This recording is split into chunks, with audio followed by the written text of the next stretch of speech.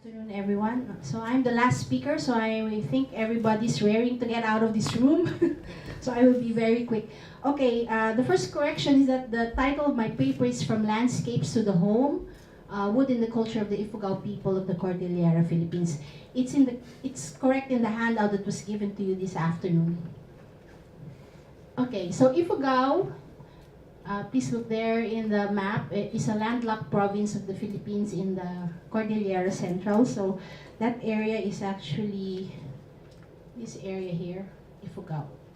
So it's located in the northern island of the Philippines.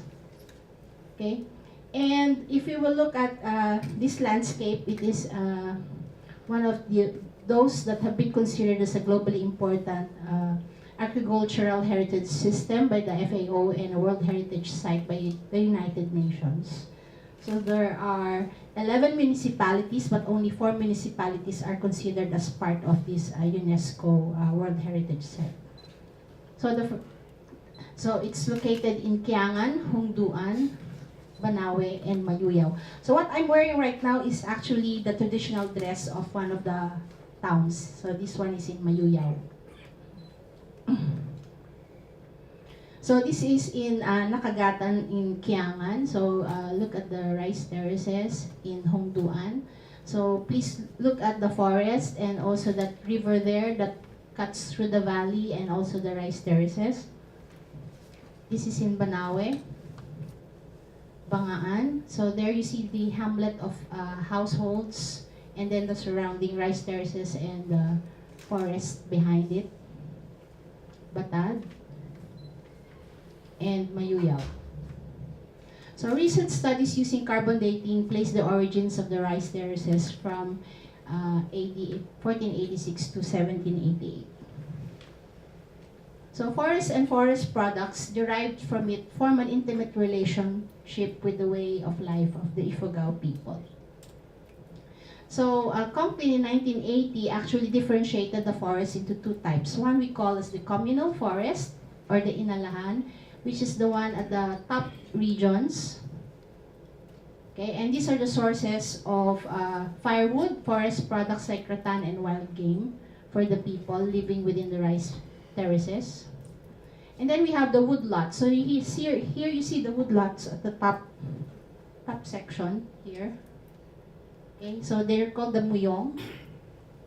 And this muyong provides protection for the lower rice fields against erosion and runoff.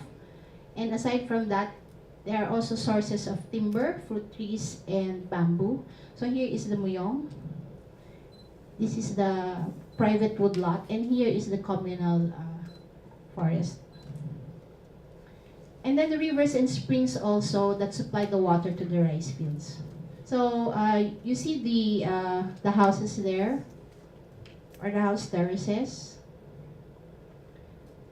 Okay, and you see here a mix of the new, more modern houses and traditional houses. And you see here also some traditional houses, but now are replaced with galvanized roofs. So the rice rituals are performed by a full-time ritual specialist, we call a mombaki, following a schedule of activities related to rice cultivation.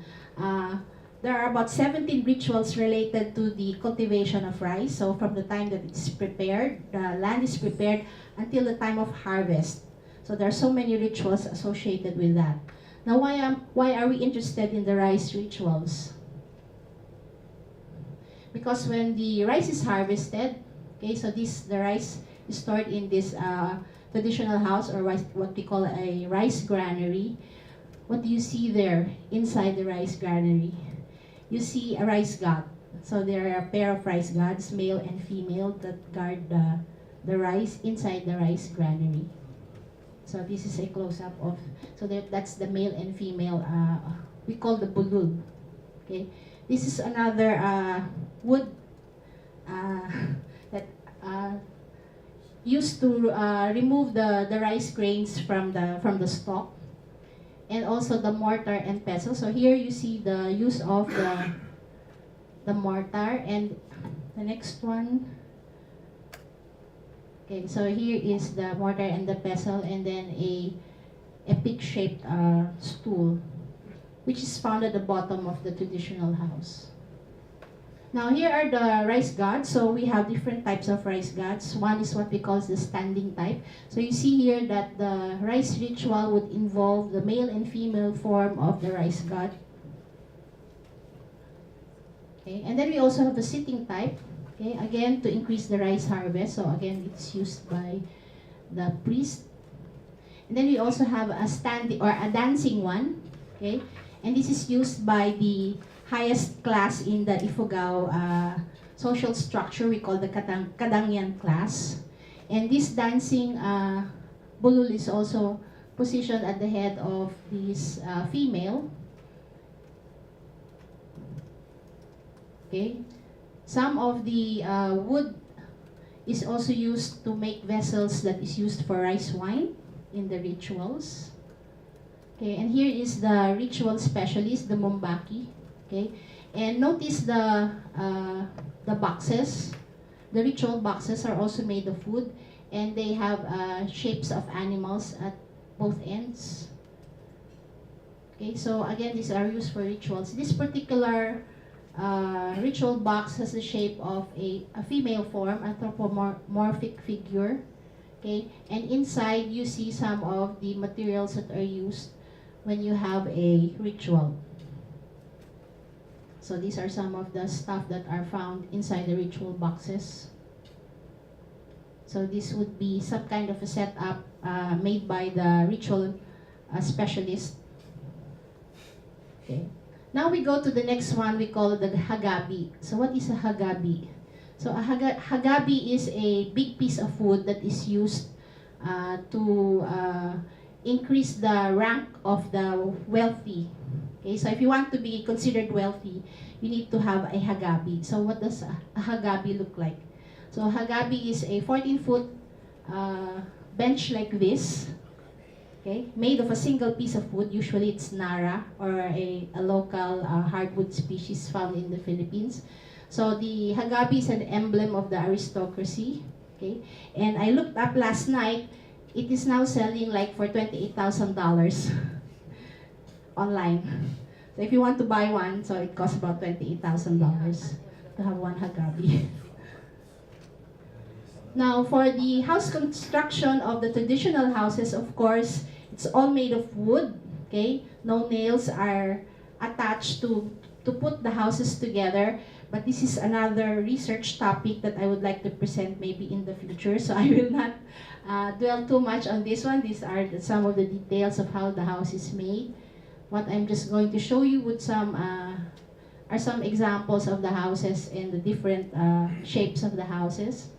Okay, usually it has a thatched roof.